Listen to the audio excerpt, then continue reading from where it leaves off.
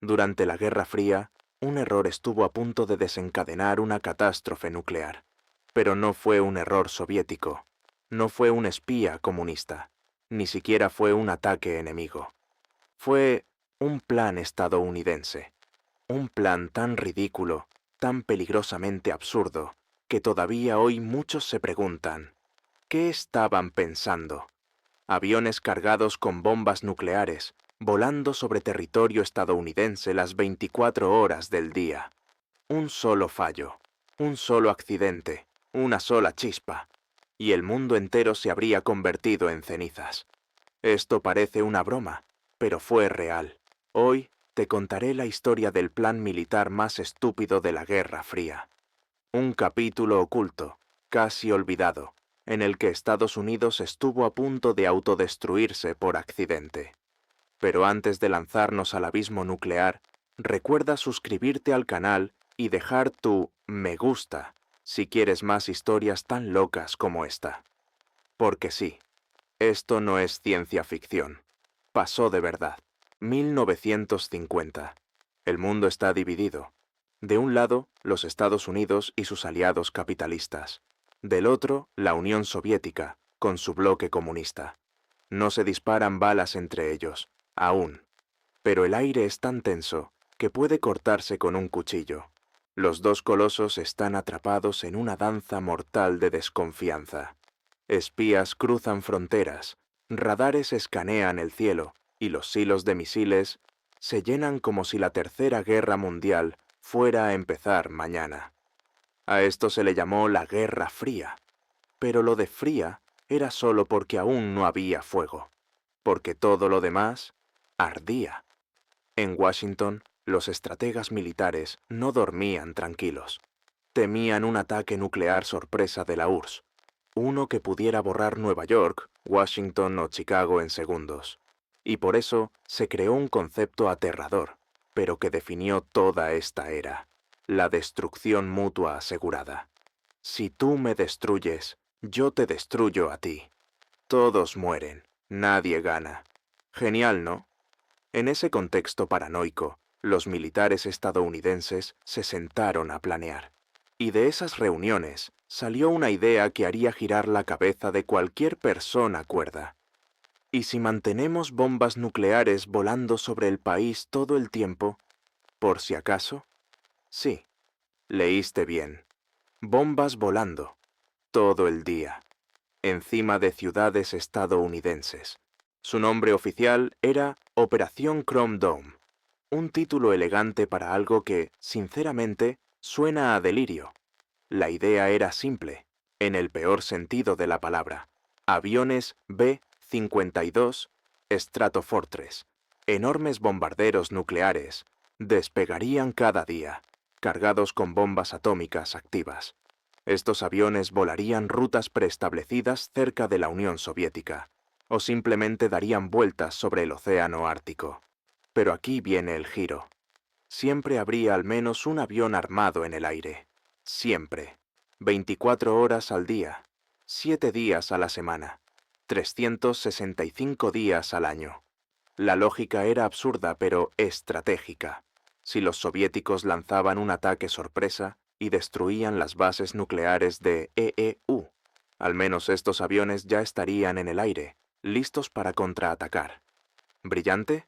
Number increíblemente estúpido, porque estos aviones, repito, estaban armados. Tenían combustible para horas de vuelo. Volaban sobre zonas habitadas. Y lo peor, el error humano y técnico era constante. Un tornillo mal puesto, una turbulencia mal calculada, un piloto con sueño, y ¡boom! Lo más terrorífico no es que este plan existió, es que funcionó durante años. Entre 1960 y 1968, más de 12 bombarderos al día patrullaban los cielos con bombas termonucleares tan poderosas como 1000 Hiroshimas. Y mientras la gente caminaba por las calles de Omaha o Detroit, sobre sus cabezas volaban artefactos capaces de borrar todo el estado en segundos. Y nadie sabía nada. ¿Qué podría salir mal? Absolutamente todo. Y sí, salió mal. varias veces. Muy mal. Uno de los incidentes más escalofriantes ocurrió en enero de 1961, cerca de Goldsboro, Carolina del Norte. Un B-52 que participaba en Chrome Dome tuvo un fallo mecánico. El ala derecha simplemente se desprendió en pleno vuelo. La tripulación intentó salvar el avión, pero era imposible. Los 8 tripulantes se eyectaron. Algunos sobrevivieron, pero el avión cayó en picada. Y con él, 2 bombas nucleares, Mark 39, cada una con una potencia de 3 a 4 megatones, lo suficiente para vaporizar una ciudad entera. Una de ellas cayó suavemente gracias a su paracaídas. La otra se estrelló a gran velocidad. Y aquí viene la parte aterradora. Una de las bombas activó 5 de sus 6 mecanismos de detonación. 5. Doctor. 6. Faltó un interruptor, literalmente un pequeño interruptor eléctrico, para que estallara. Si ese componente hubiera fallado, media Carolina del Norte habría desaparecido. Un ingeniero del Pentágono, años después, diría: estuvimos a un solo clic de perder parte del país. Fue un milagro, y no fue el único accidente. En 1966, en Palomares, España, un B-52 colisionó con un avión cisterna en pleno vuelo. Cayeron 4 bombas nucleares. Una casi se perdió en el mar.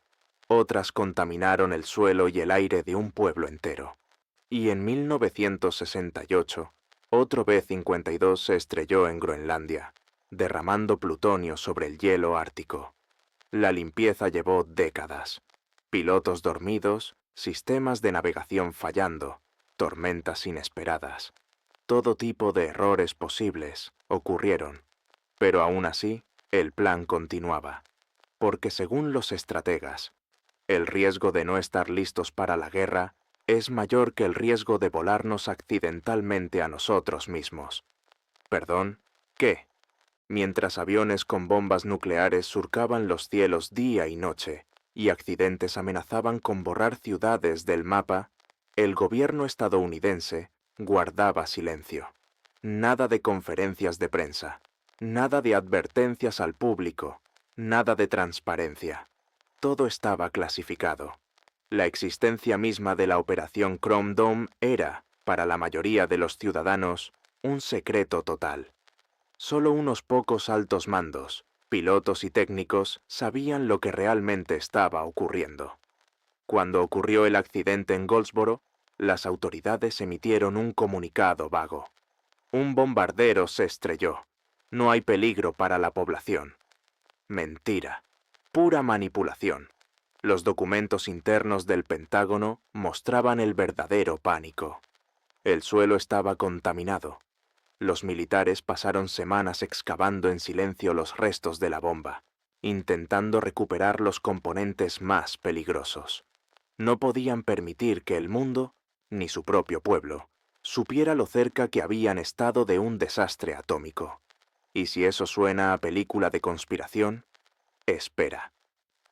Décadas más tarde, exfuncionarios comenzarían a hablar. Uno de ellos, Daniel Ellsberg, el mismo de los papeles del Pentágono, declaró: había una docena de maneras diferentes en las que podíamos autodestruirnos, y la mayoría no tenían nada que ver con los soviéticos. Otro piloto retirado del B-52 dijo en una entrevista: volábamos con la muerte en las alas, y lo sabíamos, pero nos decían que era por la paz. La lógica de guerra era tan circular que dolía la cabeza. Para prevenir un holocausto nuclear, debemos volar con bombas listas para causar un holocausto nuclear. Y si algo sale mal, bueno, es un riesgo aceptable.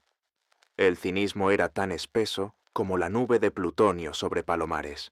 El gobierno estadounidense apostó a la suerte. Y cada día que pasaba sin explosión era un milagro que nadie agradecía. Pero incluso los planes más estúpidos tienen un límite. Y ese límite llegó a finales de los años 60. Los accidentes acumulados ya no podían ocultarse tan fácilmente. La opinión pública comenzaba a enterarse de incidentes aquí y allá. Y lo más importante, Los costos eran astronómicos. Cada avión B-52 costaba millones de dólares por vuelo.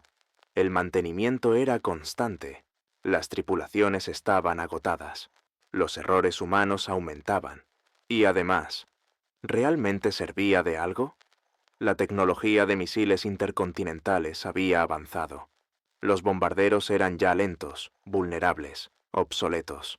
Y sin embargo, seguían ahí arriba, girando en círculos sobre América, como buitres nucleares esperando una excusa para atacar. El nuevo secretario de Defensa, en 1969, Melvin Laird, se sentó con los jefes del Estado Mayor y dijo algo que pocos habían osado plantear. ¿Y si esta locura termina hoy? Tras debates internos, evaluaciones de riesgo y muchos suspiros de alivio silenciosos, la operación Chrome Dome fue finalmente cancelada. Sin ceremonia, sin disculpas, sin anuncio público, simplemente se apagó. Y los aviones nucleares regresaron a tierra, pero no sin dejar cicatrices. Palomares sigue siendo zona restringida por contaminación radioactiva. Groenlandia todavía tiene rastros de plutonio. Y Carolina del Norte, bueno, ahí, bajo la tierra, aún hay partes de una bomba nuclear sin desactivar. Sí, todavía está ahí. Miremos atrás con frialdad, pero sin perder la capacidad de asombro. ¿Cómo pudo alguien aprobar este plan? Bombas atómicas, volando sobre el propio país, día y noche, durante años, todo para disuadir un ataque que nunca ocurrió. La Guerra Fría estuvo plagada de decisiones cuestionables, pero Chrome Dome se lleva el trofeo a la más estúpida, más peligrosa, más innecesaria. En nombre de la seguridad nacional, se puso en riesgo la vida de millones de personas, no por necesidad, no por ataque enemigo, por miedo. Y el miedo, en manos de generales paranoicos, es más letal que cualquier bomba. Chrome Dome fue el equivalente nuclear de dormir con un revólver cargado en la boca, por si alguien entraba a robar. El absurdo no termina ahí, porque este no fue el único plan estúpido. Hubo muchos más. Palomas mensajeras entrenadas para detectar uranio, proyectos de detonar bombas nucleares en la Luna, satélites equipados con explosivos, por si acaso.